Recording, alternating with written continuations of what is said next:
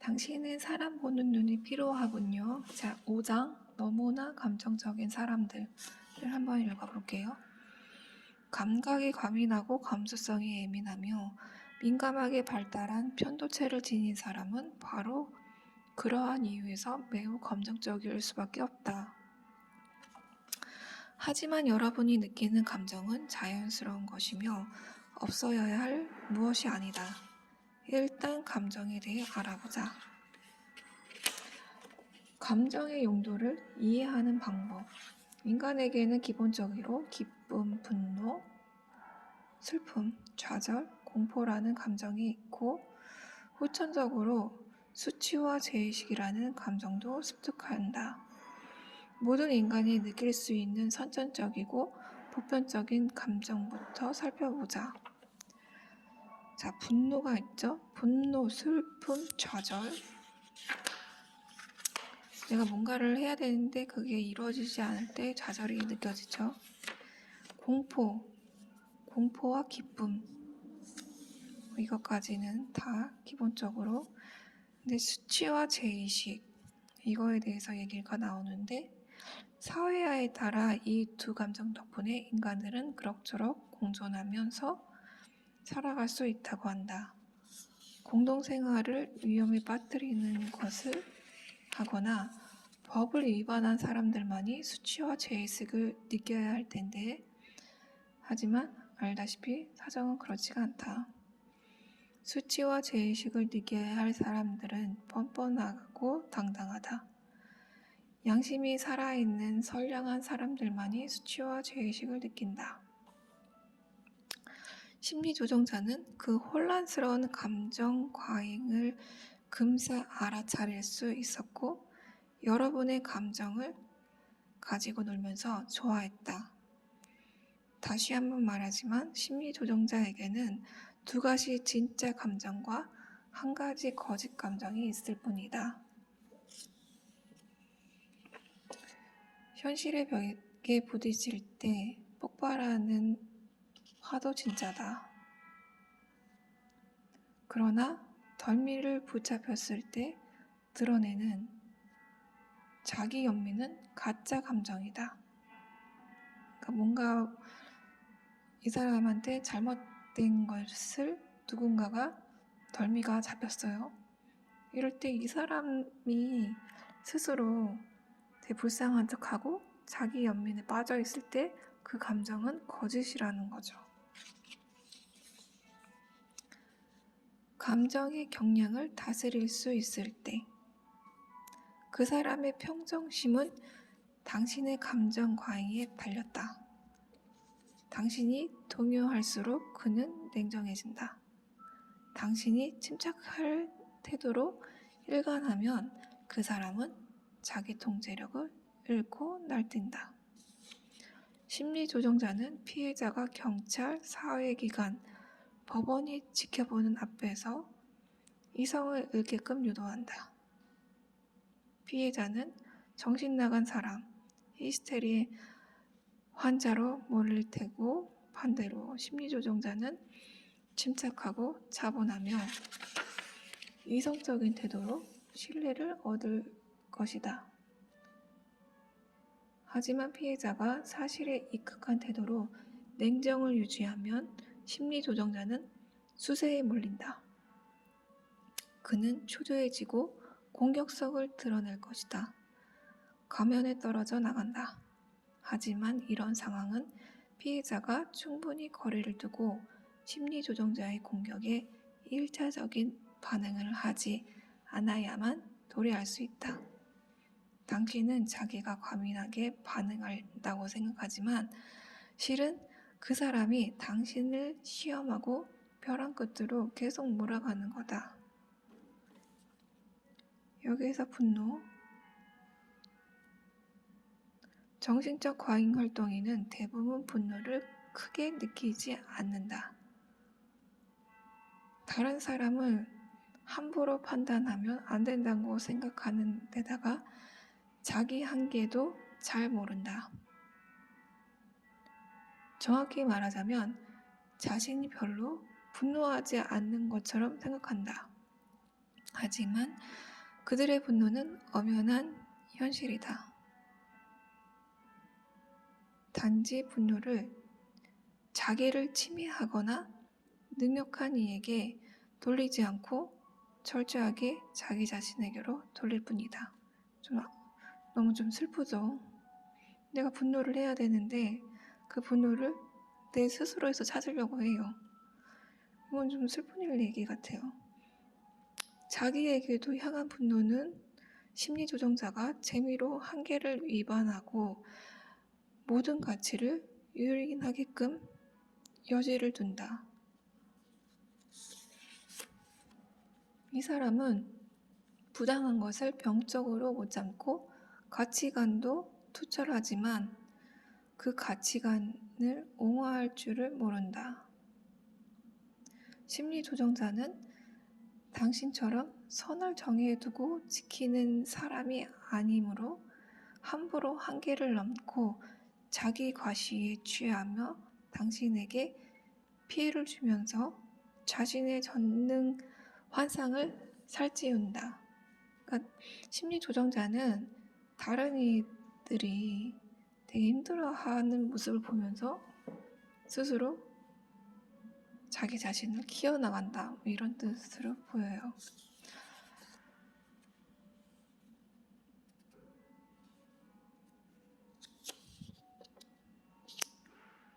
이렇게 심리조정자가 이런 얘기를 할 때 항변을 하긴 해요. 하지만 그 항변은 역부족이며 효과도 없다.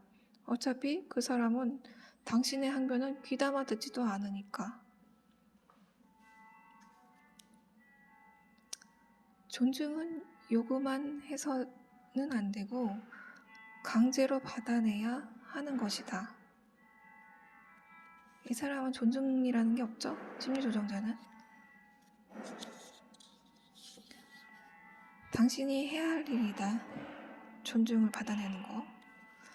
그렇게 하려면 본인의 분노와 정면으로 만날 필요가 있다. 왜냐하면 내 안에 있는 분노를 나 스스로 내 탓이라고 약간 이렇게 생각을 하거든요. 슬픔. 심리조정자는 피해자 주의를 텅 비게 만든다. 고립되게 만들죠. 피해자를 고립시키고 과거의 삶에서 떨어뜨리고 인간관계를 단절시키기 때문이다. 그는 당신이 직장을 잃고 가까운 사람들과 척지고 예전에 즐겨하던 활동을 못하게 하려고 할 수 있는 모든 일을 할 것이다. 이간질을 시킨다, 이런 얘기인 것 같아요. 내가 친근하게 지내거나 잘 지내야 하는 곳을 들어와서 침범을 해서 이간질을 시키는 거죠. 여러 방법을 쓰는 것 같아요. 이런 일을 겪어본 적이 있는 사람들은 아마 무슨 말인지 딱 알 수 있을 거예요. 좀 이런 거에다가 자기의 그런 생활을 이렇게 헌신을 하는지 알 수가 없을 정도로. 바쁜 사람은 그런 거에 신경을 쓸 수가 없죠. 내일도 하기 바쁜데. 근데 한가한 사람들, 그런 사람들이 이런 거를 하면서 쾌감을 느끼는 것 같아요. 그는 당신을 수많은 체념과 포기로 이끈다. 얼마나 많은 것을 떠나보내야 할지. 많은 걸 떠나보냈죠. 많이 잊어버리고. 나는 어떻게 피해자가 언제나 불만 많고 가증스러운 사람에게 자기 인생을 그토록 쉽게 갖다 바칠 수 있는지, 소중했던 모든 것을 포기하고 좋아했던 이들을 상처 입힐 수 있는지 의아하다. 당신의 슬픔은 어떤 공감도 얻지 못할 것이다. 심리조정자는 당신에게 소중했던 모든 것을 떠나보내게 만든 장본인이지만 당신의 눈물에 냉담하고 무감각하다. 왜 공감을 받지 못하느냐? 나는 떠나보낸 건데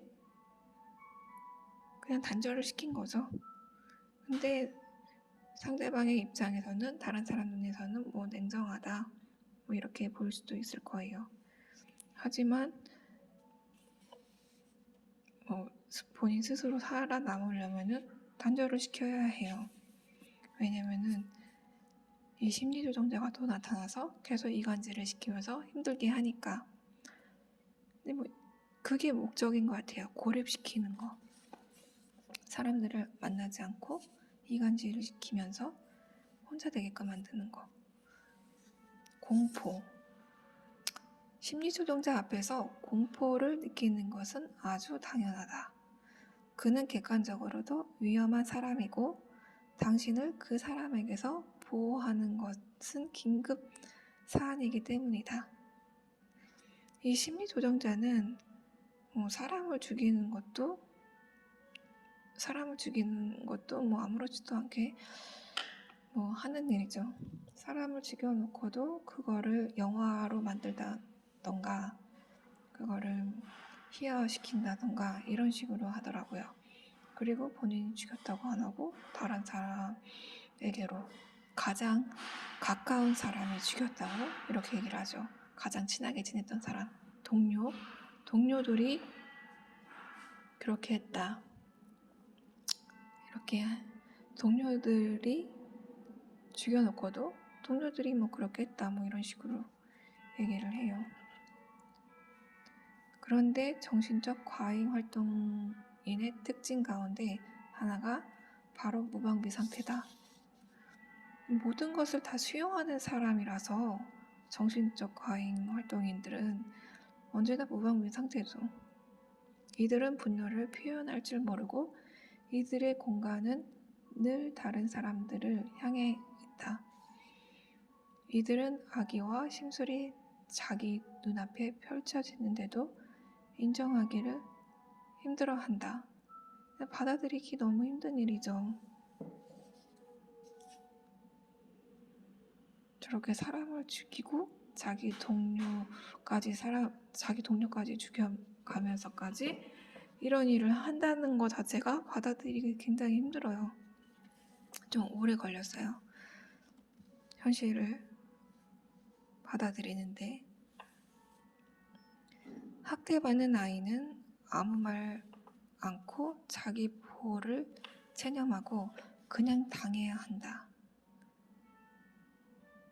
무방비 상태인 거죠. 여기는 너무 슬픈 얘기가 나와서 도저히 읽을 수가 없어요. 당신은 대책 없이 늘 참아야 하고 다 받아들여야 한다. 슬픈 얘기예요. 정말 슬픈 얘기예요. 위험, 협박, 보복, 위험 속에 살면서 빠져나갈 구멍을 엿보지 않아야 한다.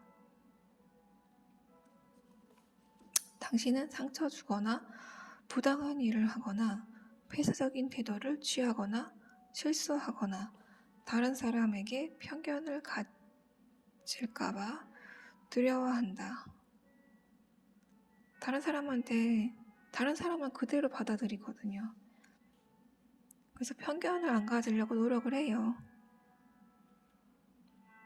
참 역설적인 일이다.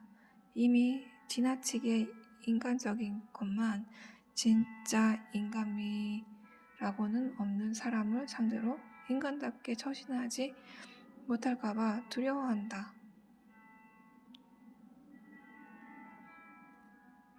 좀 더 인간적으로 대하려고 노력을 하는 편인데 이거를 걸러내야 되거든요. 안 그러면 심리조정자한테 또 당하거든요. 심리조정자는 자기 힘을 행사하기 위해서 당신의 두려움을 가지고 논다. 이미 보지 않았는가? 위협은 그의 끈앞풀이고 공포는 심리조정이라는 함정을 걸어 잠그는 열쇠 가운데 하나다. 심리조정자의 주요한 힘은 그가 당신에게 불어넣는 공포다.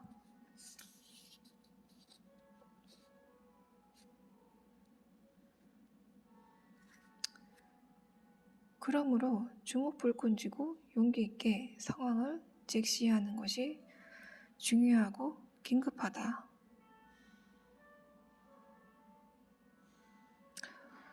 겁내지도 말아요. 그러면 나쁜 일도 없을 겁니다. 사실은 그 심리 조정자들을 겁낼 필요는 없죠. 그냥 안 보면 됩니다. 도망치면 돼요. 이 말이 실제로 들어맞고 말고는 별로 중요하지는 않다. 심리 조정자가 그렇게 믿는다는 게 핵심이다.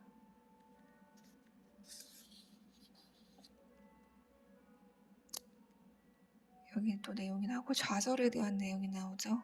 저희는 살다 보면서 좌절을 좀 자주 느끼죠. 심리 조정자는 유아적인 그런 상태에 있기 때문에 늘 불만에 찌들어 있으면서도 좌절을 도무지 참아내지 못한다는 거죠. 좌절을 못 참는데요. 뭐 어떻게 되는지 자기가 성취를 하고야만은 그런 거죠. 나쁜 것도 이게 사회생활에서 불필요한 그런 좌절감을 느끼는 것도 못 참는다는 걸로 나옵니다. 심리 조정자는 혼자 보기 아까운 분노 발작을 일으킨다. 저는 봤어요. 본인이 사회적으로도 허용되지 않는 것을 좌절당했다고 그거를 참지 못하고 분노 발작하는 걸 봤어요. 도망쳤죠. 피해자가 점차 자기 주장을 펴는 법을 배우면 심리 조정자는 점점 더 자주 분노 발작을 일으킨다. 지금 이 상황에서도 분노 발작을 일으킬 수가 있을 거예요. 아주 좋은 신호다. 그러니 그의 분노 발작을 당신의 자기 주장이 발전했다는 증거로 간주하라. 때를 써도 굽히지 않는 어른이 있으면 아이는 결국 순순히 어른만을 듣게 되는 법이다. 기쁨. 나는 정신적 과잉 활동인에게 삶의 기쁨이나 유난히 뭔가에 열광하는 면이 있다는 것을 잘 안다. 작은 일에도 기쁨을 느끼죠. 사소한 일에도 기쁨을 느끼는 것을 잘 모르는 것 같아요. 그런데 심리조정자가 불쌍하다고 생각하는 거는 이 심리조정자들은 그런 걸 잘 느끼지 못한다는 거. 그걸 보면서 불쌍하다고 느끼는데 너 불쌍하다고 생각할 필요가 없다. 이렇게 나와요. 여기 수치와 죄의식에 대해서 얘기가 나와요. 정신적 과잉 활동인은 과하다는 이유로 놀림당하고 창피당하고 거절당했다. 미운 오리 새끼 이야기와 조금도 다를 바가 없다. 애초에 백조로 태어났다면 근사한 오리로 성장할 가망은 없자는가? 심리 조정자는 여러분에게 듣기 싫은 변명을 붙인다든가 사람들이 있는 자리에서 여러분을 놀린다든가 하여간 비열하게 수치심을 자극할 것이다. 정말이지 초등학교 이후로 달라진 게 하나도 없다. 심리조절자들이 꼬이기를 원치 않는다면 여러분은 단연코 불합리한 수치심에서 벗어나야 한다. 그들은 수치를 괴롭힘에 막강한 쇠지뢰로 삼는다. 무슨 말인지 너무 잘 알아듣겠어요. 겪어본 사람이라서. 이런 거를 이용을 한다는 거죠. 수치심, 죄의식, 이런 거를 이용을 한다는 건데, 그 사람들한테는 그런 거를 전혀